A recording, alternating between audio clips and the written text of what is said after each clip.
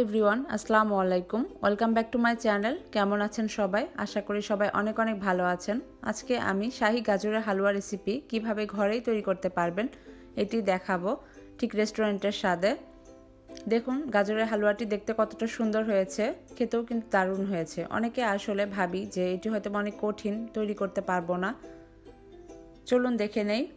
এখানে আমি 800 গ্রাম গাজর নিয়েছি এবং গাজরটি আমি ভালোভাবে ধুয়ে পানি ঝরিয়ে গ্রেট করে নিয়েছি। আপনারা চাইলে বটি দিয়ে পলেও নিতে পারেন। দেখুন সাইজটি ঠিক এরকম করেছি, আপনারা সাইজটি যে যার মতো করে নিতে পারেন। 800 গ্রাম গাজরের জন্য আমি এখানে 250 গ্রাম চিনি ব্যবহার করেছি এবং সামান্য একটু সাদা এলাচ পাউডার নিয়েছি। প্রথমেই আমি একটি পাতিলে গাজরগুলো দিয়ে দিব এবং আঁচটা মিডিয়ামে রাখবো। গাজরটি দিয়ে আমি একটু নেড়ে চেড়ে নিব। সামান্য যে পানি আছে সঙ্গে, এই পানিটি যেন শুকিয়ে যায়। এরপর আমি এর মধ্যে 2 টেবিল চামচ ঘি ব্যবহার করব। আসলে পানিটি শুকিয়ে নিব, কেননা গাজরের যে একটা স্মেল থাকে এটি যেন না থাকে, এই জন্য অবশ্যই ঘি ব্যবহার করতে হবে। ঘি বা বাটার না ব্যবহার করলে শাহী যে ফ্লেভার এটি আসবে না। প্রথমে আমি 2 টেবিল চামচ ঘি ব্যবহার করেছি এবং পরে এর মাঝে মাঝে আমি আরও 2-3 টেবিল চামচ ঘি ব্যবহার করব। এটি যে যার স্বাদ অনুযায়ী ব্যবহার করতে পারবেন। ঘি দেওয়ার পরে আমি দিয়ে দিচ্ছি 1 কাপ পরিমাণ চিনি। 250 গ্রাম চিনি আছে এখানে। চিনি দেওয়ার পরে আবারও ভালোভাবে নেড়েচেড়ে নিতে হবে। জালটি কিন্তু সবসময় মিডিয়াম আঁচে থাকবে।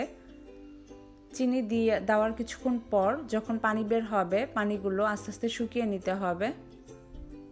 এই পানিতেই অনেকটাই সিদ্ধ হয়ে যাবে গাজর, যেহেতু অনেক পাতলা করে গ্রেট করে করা। চিনির পানিটি মোটামুটি শুকিয়ে আসলে আমি এর মধ্যে সামান্য এই এলাচ গুঁড়ো দিয়ে দিব।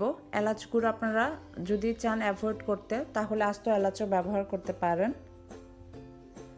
এলাচ গুঁড়ো দিয়ে আমি আবার একটু নেড়ে চেড়ে নিব। এটি যে যার টেস্ট অনুযায়ী অ্যাড করতে পারেন। এরপর আমি 2/3 কাপ মিল্ক ব্যবহার করব এর মধ্যে। 800 গ্রাম গাজর মোটামুটি দেখেন অনেক কমিয়ে এসেছে। মিল্কটি দেওয়ার পর আমি একটু নেড়ে চেড়ে ঢেকে দিব একটু সিদ্ধ হওয়ার জন্য, এবং মোটামুটি 4-5 মিনিট ঢেকে রাখলেই সিদ্ধ হয়ে যাবে এবং মিল্কটি শুকিয়ে যাবে। ফিরে আসছি 4-5 মিনিট পর। আবারও ঢাকনাটি খুলে আমি দিয়ে দিচ্ছি 1/2 কাপ পরিমাণ গুঁড়ো দুধ। গুঁড়ো দুধটা শাহী ফ্লেভার নিয়ে আসবে। আপনারা চাইলে এটি অ্যাভয়েড করতে পারেন। কেউ যদি খুব বেশি গুঁড়ো দুধ বা ঘি অ্যাভয়েড করতে চান তাহলে অ্যাভয়েড করতে পারেন। তবে শাহী ফ্লেভারের জন্য এই সব উপকরণই অনেক প্রয়োজনীয়। এখন গুঁড়ো দুধ দিয়ে আমি এগুলো নেড়ে চেড়ে এর মধ্যে ক্রাশ করা কাজু এবং কাঠবাদাম দিয়ে দিব।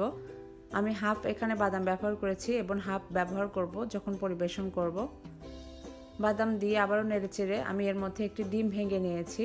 ডিমটি অপশনাল, আপনারা চাইলে স্কিপ করতে পারেন। ডিমটি দেওয়ার পর 2-3 মিনিট একটু নেড়ে চেড়ে সুন্দরভাবে যখন শুকিয়ে আসবে তখনই আমরা নেমে ফেলব। এই গাজরের হালুয়াটি আপনারা চাইলে 8 থেকে 10 দিন নর্মাল ফ্রিজে রেখে অনায়াসে খেতে পারেন, কোনো সমস্যা নেই, এটি নষ্ট হবে না। দেখুন আস্তে আস্তে ডিমটি শুকিয়ে আসলে একটু আস্তে ধীরে নেড়ে চেড়ে নিতে হবে যেন তলানিতে লেগে না যায়। জালটি সব সময় অল্প রাখতে হবে। তৈরি হয়ে গেল আমার সুস্বাদু গাজরের হালুয়া, শাহী গাজরের হালুয়া। আশা করি সবার কাছে ভালো লেগেছে। যদি ভালো লেগে থাকে প্লিজ সাবস্ক্রাইব করতে ভুলবেন না আমার চ্যানেল, এবং বেল আইকনটি চাপিয়ে সাথেই থাকুন।